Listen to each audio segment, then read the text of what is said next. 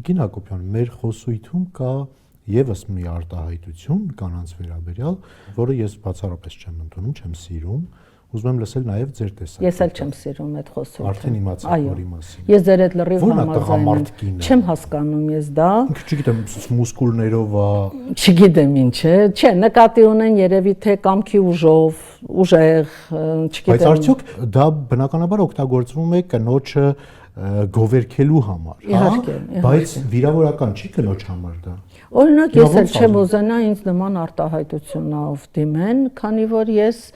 այնքան թուլություններ ունեմ, դժվարություններ,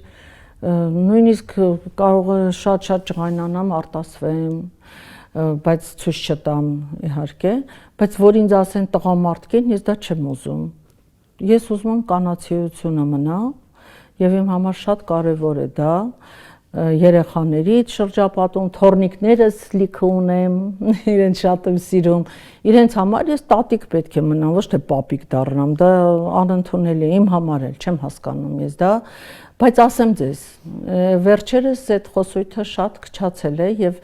շատ հազվադեպ եմ դրա փոխարեն հիմա ֆիրմա բառեր են եկել, երևի դրանից։ Երևի, հա, արդեն